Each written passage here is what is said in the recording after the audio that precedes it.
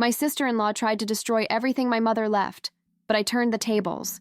The first memory that comes to mind when I think about this period is the heavy silence in the house. It was a silence that didn't bring peace, but rather a tightness in my chest, as if I were constantly walking on broken glass. After my mother died, everything turned upside down. The pain of losing her was already overwhelming, but the presence of my sister-in-law, Marta, made it even more suffocating. My every move was watched, every decision questioned, every word interpreted as if I were always in the wrong. I felt like I no longer belonged, that my life wasn't mine. It was like being alive and at the same time, erased. I had no voice, no choice, no space to exist. And the cruelest thing was that it seemed like no one saw it. My name is Letitia. I'm 26 now, but this story began when I was 19. I was very young, full of small, simple dreams, but they kept me going. To study, to have my own little place, perhaps to build a more relaxed life. But these plans were ripped from me when Marta took over the household. My father, Celso, was devastated by the loss of my mother. And in that moment of fragility, she knew how to position herself as the woman who held it all together, as if she were the only one capable of keeping our family afloat. He believed her blindly. My brother, Renato, her husband, was even worse. He defended her every word, as if Marta were a misunderstood saint. And me? I became the ungrateful one, the one who didn't recognize her efforts, the one who only got in the way. I'll never forget one particular day. I was in the kitchen, fiddling with my phone, trying to distract myself by talking to my cousin Need, who was practically like a sister to me. Suddenly, Marta came in, snatched the phone from my hand without asking, and told me I shouldn't talk to Need.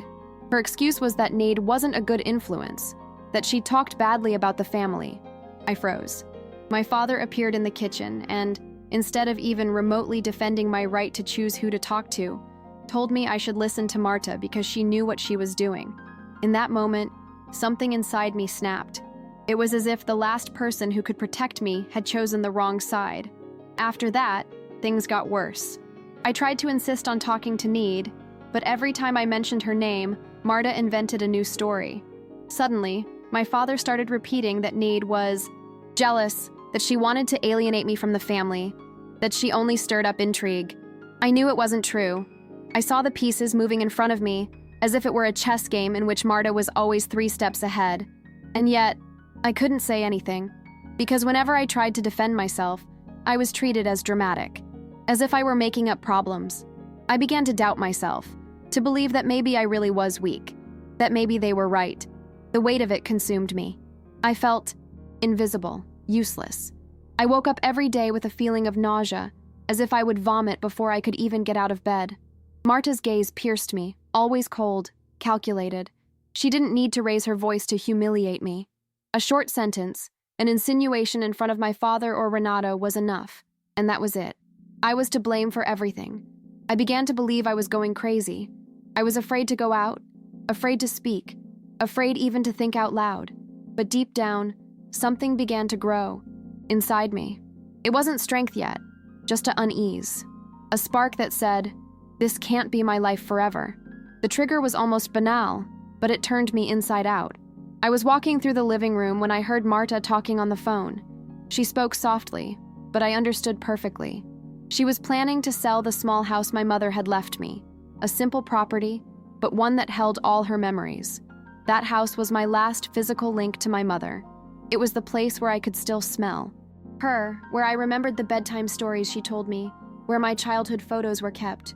When I realized Marta wanted to get rid of it, my entire body froze. My heart raced. I broke out in a cold sweat. My hands trembled so badly I had to hold onto the doorframe to keep from falling. In that instant, the pain turned to anger. I knew that if I didn't react, I would lose everything. That night, I couldn't sleep. I tossed and turned in bed, hugging my pillow, tears soaking the fabric. I remembered every word my mother would say when I felt lost. "Letitia, never let anyone tell you who you are." Those words echoed in my head as if her own voice were calling me back. I felt so alone, but at the same time, I realized that somehow, my mother was still with me. I spent hours reliving our conversations, the laughter we shared in the kitchen, the smell of the cornmeal cake she made. It was as if everything was telling me, fight. And it was that early morning, with my face swollen, from crying, that I decided I wouldn't let Marta steal the last remaining part of my mother. But deciding doesn't mean knowing how to act. I felt small, completely unprepared to face someone so cold and calculating. The fear was constant. My stomach was in knots. I could barely eat, and anxiety left me breathless. Sometimes I thought about giving up and accepting that this would be my life. But then the memory of home, the memory of my mother, would come back to me, and it would push me back into the fight. So I began to observe. I began to pay attention to every word Marta said, every gesture, every document she left on the table. I grabbed an old notebook and began writing everything down. Dates, phrases, situations. It was my way of organizing the confusion and, at the same time, preparing myself. The cruelest part was having to live with her every day, feigning submission. I swallowed my anger, lowered my eyes, and responded calmly, as if I were agreeing. Inside, my head was boiling, but I knew that if I showed any reaction, she would realize I was up to something. This game was destroying me from the inside.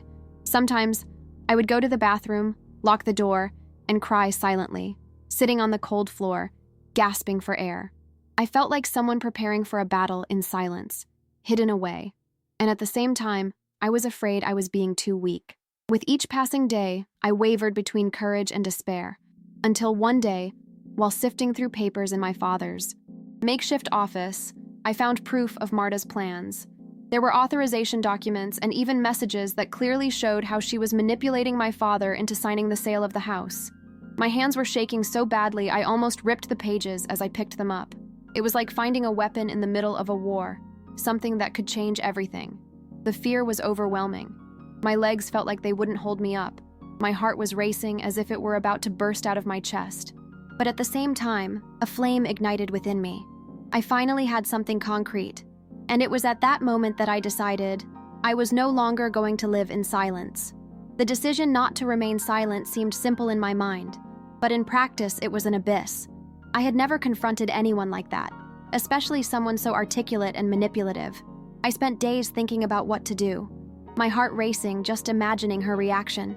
My body felt it before my mind, stomach pains, trembling hands, a constant headache. I was constantly on alert, as if any misstep would destroy me. But at the same time, there was a thread of courage I had never felt before. I realized that to free myself, I would need to act strategically. It couldn't be impulsive. It couldn't be an emotional attack. It had to be precise.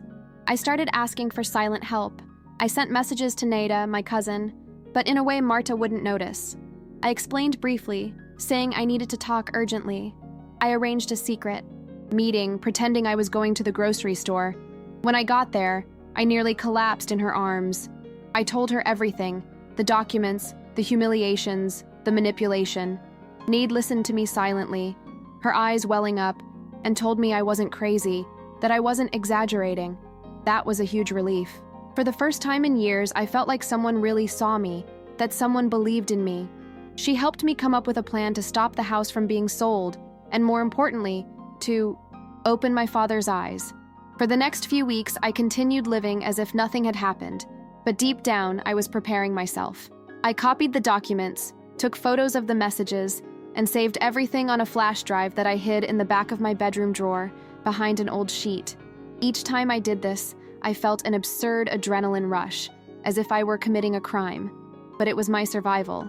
I also began to meticulously record every humiliation, every veiled blackmail. It was exhausting, but also empowering, because I felt like I was finally taking back control of my life, even if in small steps. There were times when I almost gave up. One day, Marta humiliated me in front of my father in such a cruel way that I froze. My hands were sweating, my whole body trembling. I ran to my room and cried until I couldn't breathe.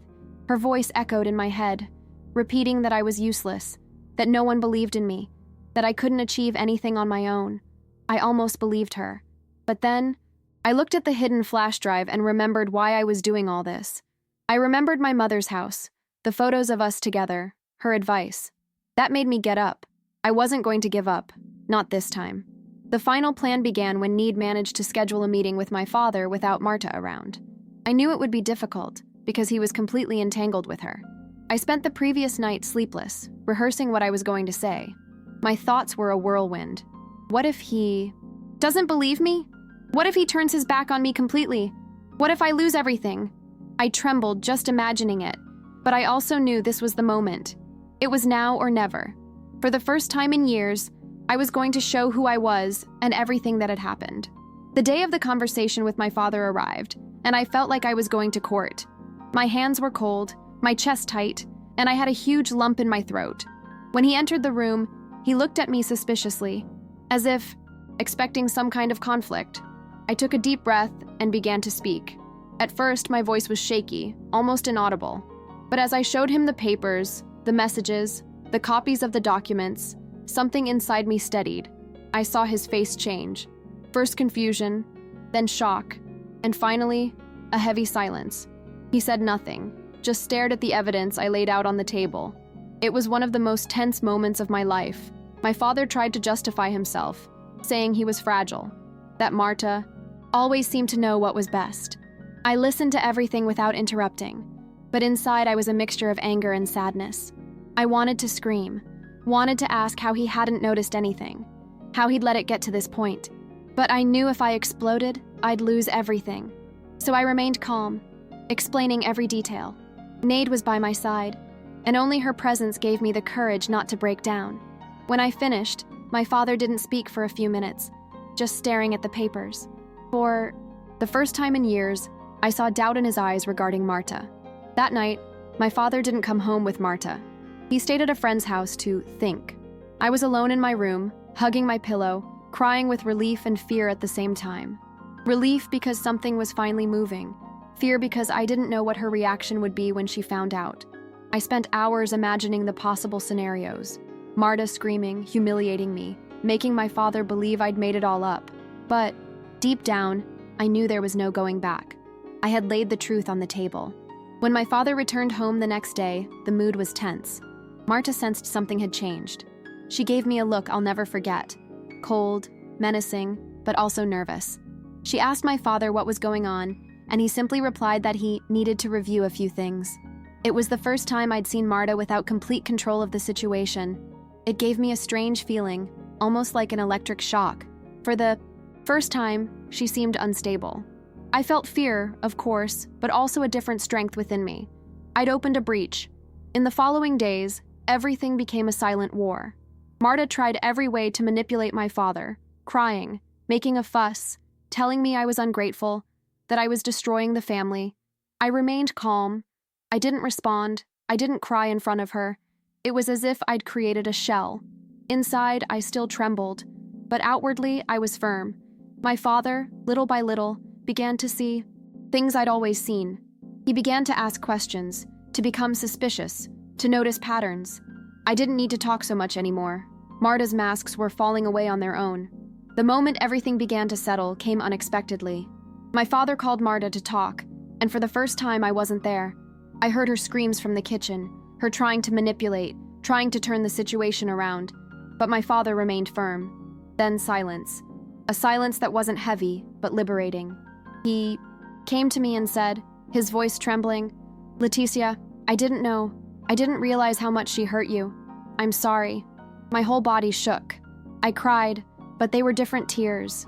Tears of relief, of validation, of finally feeling that someone believed in me. In the following days, the tension subsided, but the feeling of victory still felt surreal. Marta began to retreat, realizing she could no longer control anything. Renato, my brother, took a while to wake up to reality, but he began to see through the manipulations. I still felt fear. There were still days when anxiety hit hard, but now I had strength I hadn't had before. I learned that it's possible to resist even when everything seems lost, even when you feel small and unsupported. I could breathe, walk around the house without feeling like every look was an attack. Rebuilding my life was painful and slow. I had to relearn how to trust myself, how to make decisions without fear, how to believe that my voice mattered. I made mistakes, of course. Sometimes I acted impulsively. Other times I let feelings of anger guide me. But each step, even the stumbles, helped me grow. I began to reorganize my things, revive my studies, and seek true friendships. Little by little, the pain of losing my mother still lingered, but it no longer imprisoned me. I could feel joy, however small, however cautious. Today, when I look back, I see clearly that everything I've been through has transformed me. I learned to observe, analyze, and plan. But above all, I learned to believe in my own strength. Marta is still in my family's life, but she no longer has power over me. My father listens to me. My brother has begun to see reality. And I learned that no one can steal your dignity if you decide to stand up. I still feel the scars. There are still difficult days. But now I know there is a way, even in the midst of pain, even when it seems impossible. If I could speak to someone going through something similar, I would say, don't give up. Look within yourself, at your memories, at your reasons, and use them as fuel. Don't be ashamed of your pain, but don't let it paralyze you either. Learn to observe, to plan, to act, and above all, to believe that you deserve to be free. I am living proof that it is possible to bounce back, even when surrounded by manipulation and betrayal. My story isn't over, but now it's mine, and I can finally say that I'm truly alive.